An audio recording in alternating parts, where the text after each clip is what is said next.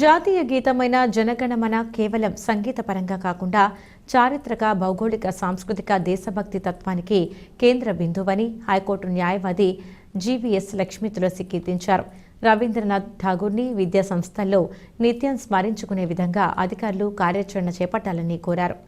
భారత ప్రభుత్వం జనగణమన గీతాన్ని అధికారిక గీతంగా ప్రకటించి 74 సంవత్సరాలు పూర్తయిన సందర్భంలో సిపి బ్రౌన్ మందిరం నిర్వహించిన సభలో లక్ష్మీ తులసి ముఖ్య అతిథిగా పాల్గొన్నారు. సరస్వతి ఘాట్లోని భరతమాత విగ్రహం వద్ద జరిగిన సభలో ఆమె మాట్లాడుతూ జనగణమన జాతీయ గీతాన్ని భారతీయులు తమ దేశ ఆరాధన గీతంగా భావించాలని పిలుపునిచ్చారు.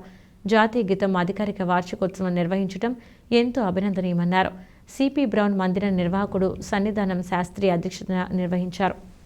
సద్గురు శివానందమూర్తి బోధించిన విధంగా దేశభక్తి లేని దైవభక్తి, దైవభక్తి లేని దేశభక్తి ప్రయోజనం లేనివని సాఫ్ట్వేర్ ఉద్యోగి దీక్షితుల షణ్ముఖ శివానంద్ తెలిపారు. అరుధృతి సంస్థ అధ్యక్షురాలు, పూర్వ కార్పొరేటర్ కోసూరి చండీప్రియ, జ్ఞాన సరస్వతి పీఠం కార్యదర్శి తోట సుబ్బారావు, నగర ప్రముఖుడు పివిఎస్ కృష్ణారావు, హరితదళం సంస్థ ప్రతినిధి నరేష్, సరస్వతి ఆలయం ప్రధాన పూజారి శర్మ, బ్రాహ్మణ్ కోఆపరేటివ్ సొసైటీ ప్రతినిధి శ్రీ శ్రీనివాస్ తదితరులు పాల్గొన్నారు.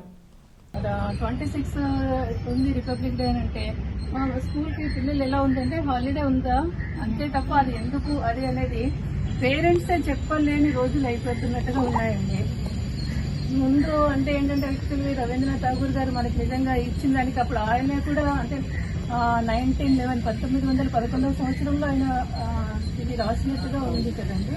అయితే అప్పటి నుంచి కూడా మళ్ళీ అంటే 1950 వరకు కూడా దాన్ని రాజ్యాంగం స్వీకరించలేదు. కానీ మధ్యలో ఆయన అప్పుడు కూడా చాలా ప్రాబ్లమ్స్ కానీ కామెంట్స్ కానీ అంటే విమర్శలు చాలా ఎదుర్కొన్నారు అని కొన్ని చదవడం వల్ల తెలిసింది. అంటే ఏంటంటే ఇది ఆయన రాసింది కాదు, అదే పర్షియన్ లాంగ్వేజ్ నుంచి ఆయన అనువదించారు, ట్రాన్స్లేట్ చేశారు అంతే తప్ప ఇది సొంతంగా ఆయన రాయలేదు అది అని చెప్పి ఆయనకి చాలా వచ్చింది. కానీ వాటన్నిటికీ కూడా ఆయన తట్టుకుని నిజంగా ఏంటంటే దానికి ఆ పాటకి కూడా సంగీతంతో సహా అందించి చేసినంత ఆయన అని చెప్పి ఆయనే పాడారు. దాని సంగీత బాణి కూడా ఆయనే కూర్చారు. ఆ పాట జనగణమనకి ఇలా ఉండాలి అని కూడా మొదటి చెప్పింది ఆయనే. ఇది చాలా సంతోషించదగ్గ విషయం అండి.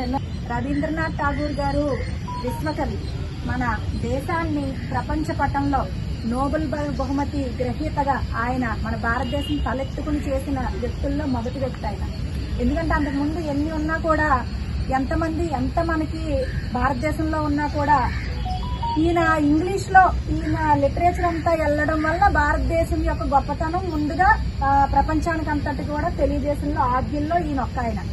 రవీంద్రనాథ్ ఠాగూర్ గారు జనగణమన మన భారతదేశము యొక్క గీతమే కాకుండా ఇంకొక 2 దేశాలు మొత్తం 3 దేశాలకి ఈ జాతీయ గీతాలను అందించిన ఘనత ఏకైక కవిగా రవీంద్రనాథ్ ఠాగూర్ గారిని అందరూ గుర్తించుకోవాలి.